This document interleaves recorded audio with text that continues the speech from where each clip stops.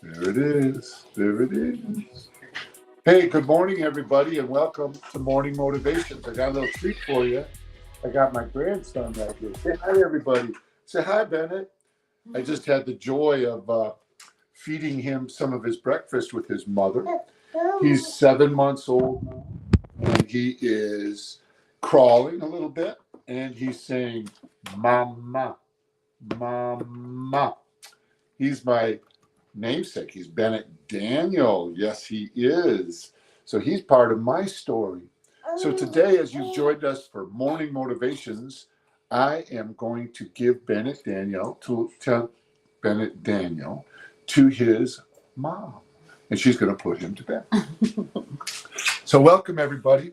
This is our weekly broadcast, our 9 o'clock Thursday morning weekly broadcast of Morning Motivations. I want to say good morning to Eddie Othon and Elizabeth down in Hebronville.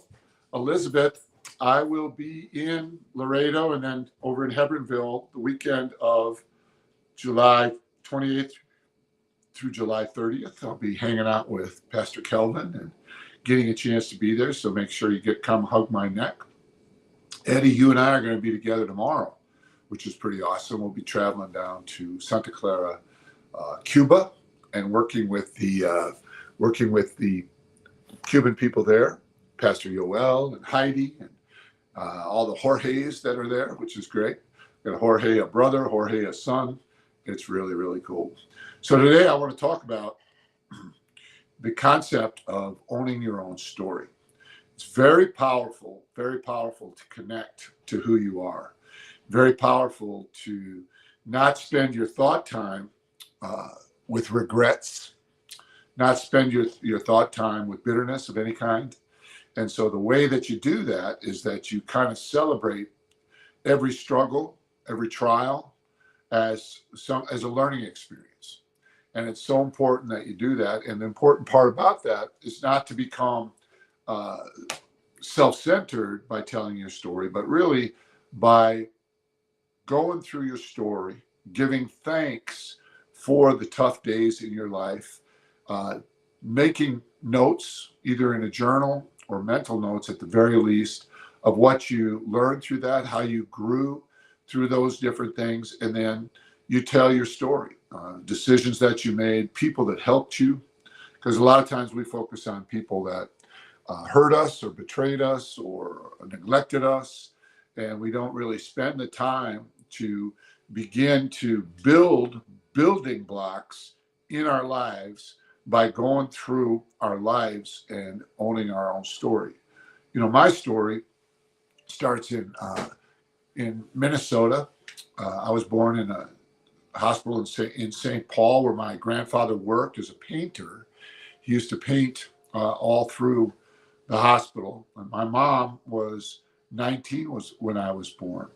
A lot of the story and why I was born when she was so young, she got married at 18. But a lot of the story was through her pain because she had a baby when she was 17 that she had to give up. We didn't meet Mary until much later till I was in my late 50s.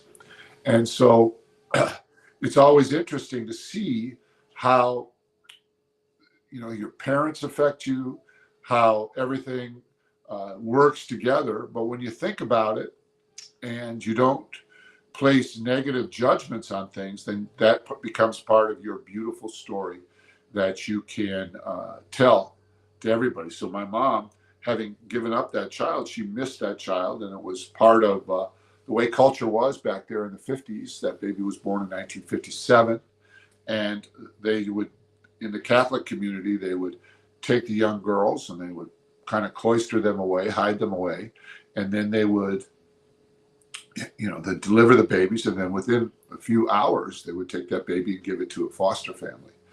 And my sister Mary, my half-sister Mary, she then, went on to have a good life. And then we got to meet her when she was about 57 or 58 years old. And I was a little younger, clearly. And then from there, my mom really wanted to have a baby. So she got married in 1958 and then had me almost 1 year later in 1959. And then another baby in 1960, another baby in 1962. And you see how this struggle became creative for her. She had beautiful children, not to say I was a beautiful child, but to say she had good children. She raised her kids. She used that tough, adverse experience to create and to grow. She didn't shut down. Rather, she longed to give even more life, which is very, very beautiful. And she ended up having 5 kids with my dad. And then she and my dad split at one point, and then they had another child when my mom was 44, 25 years my junior, younger than me. And so that's all part of my story, being the oldest in the house I grew up in, not knowing that I had an older sister, and being constantly told, you have to be a good example. And she used to enforce things by saying, Dan, you got to keep she called me Danny, and she'd say, you have to keep the house in order. And if I come home and something's out of order and somebody needs to be punished, it'll be you. So I learned responsibility from a young age. I learned that I was always in the position of being a good example. And it created a lot of leadership skills in me, created a lot of responsibility, accountability, the fact that everything I did was being, checked up on. And to me, that became, rather than that being annoying, or rather than that being a negative, that became something that I lived with and lived by all the time. And it helped me to do my homework. It helped me to train. It helped me to train athletically. It helped me to work on whatever skill or talent that I wanted to develop, knowing that it was going to go on display. And so that's a big part of my story. And just as I'm telling my story this morning, I'm owning my story. And from there, that brought me to the place, knowing that I was used to being held accountable, used to being checked up on, having my work checked, having to perform, having to execute on instructions, all of that stuff that put me into a position where I wasn't afraid to do that. I wasn't afraid to take a test. I wasn't afraid to sing in front of people or play in front of people or to be judged. I wasn't afraid. So that helped me then to apply. Actually, somebody came. It was really a miracle that the coach from Yale University came and helped me to apply for the college, because my parents were young. Nobody had ever gone to college. They didn't know how to mentor me. They didn't know how to prepare me for college. So college wasn't something we discussed at home. It was something that was discussed at school by other kids, and I would hear about it. And of course, I knew about playing football in college or playing sports in college. So I was aware that there was something out there, but I didn't know the actual steps to take to get ready. I didn't know what an advanced placement class was. I really didn't know what SATs or ACTs were, which are the achievement tests. I didn't know. And so that became something that, rather than being mad about the fact that I wasn't trained, I turned it around, basically saying, even though I didn't know, even though I'm not mad at my parents for this, but something good's going to happen in spite of my naivete, in spite of my ignorance, in spite of my, just incredible, I just was unaware of things. And then I turned that around for a positive, rather than obsessing over all the bad things that could happen because I didn't know things. I started to realize that not knowing things didn't disqualify me from moving ahead. And so that helped me at Yale. I got to Yale, and my grandparents were saying to me things like, what are you going there for? You don't have anybody to impress. We love you. We want you to stay home and be with us. My one grandfather said, what is Yale? Is that a Swedish jail? He didn't even know what it was. Are you going to jail, Dan? Are you going to? And he was teasing because he knew now what it was. But then when I went, I didn't have a lot of money. My parents were naive. They gave me $500, thought it was enough. And then God worked it out. So I learned all these things. I learned that out of a terrible experience that my mom had, and I didn't know about that until I was in my 50s, but you could, looking back on it, I could see her urgency. I could see her beautiful 18-year-old desire to give life, to be a mom, to do all that. And then, my desires, that I could feel that passion. I could feel that in myself.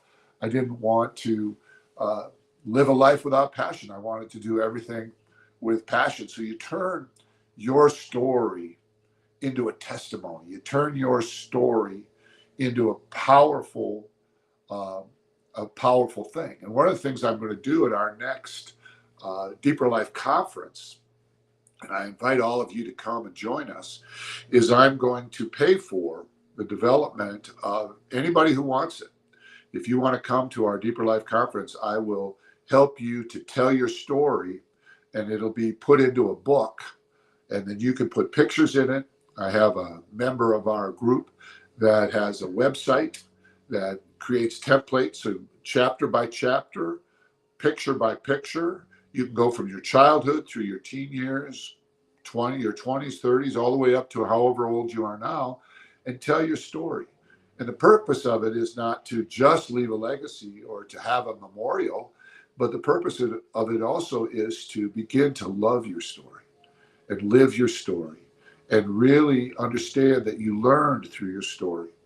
A lot of times when I work with people on a regular basis and I get with them, it takes me a lot to get them to feel like they are important or they are impactful or that they have a purpose.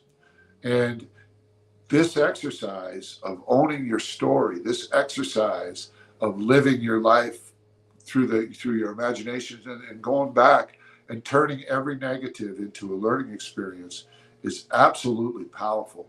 I guarantee you, if you do it and you really work through it, I guarantee you that you will benefit from it. I guarantee you that it'll give you more confidence. It'll give you the ability to really go back and forth in a conversation. And the byproduct of it is you'll learn to value other people too. Because if you're not really valuing yourself, then it's really hard to value someone else. It's hard to give them the kind of respect, the kind of honor, the kind of room in a conversation, the kind of room in a relationship for them to fully blossom and bloom, because you haven't allowed yourself to own your story. You haven't allowed yourself to live your story. And you haven't allowed your experiences, your education, your feelings about things, your thoughts about things, your choices to truly motivate you forward. I hope that's helped you this morning. This is Morning Motivations with Dan Stratton. I'm Dan Stratton. I'm in New York City a lot, but I'm traveling. This weekend, I'm going to Cuba. I'm going to teach them to own their story. Just got back from the prisons, teaching them to own their story. I will be working with people. And if you want this help, you want your book written, all you got to do is let me know and we'll make that happen for you. God bless you. Have an awesome day. Let me close with this. Scripture teaches us very clearly that we overcome by what Jesus did for us, the blood of the Lamb, and the word of our testimony. You want to overcome, you want to start having victory in your life, you want to start moving things forward on a regular basis, own your story. Own your story. Get your journal out, start writing about experiences you had, and start turning the negatives into positives. Ask yourself, what did I learn here? And then celebrate what you learned. God bless you. Have a great day.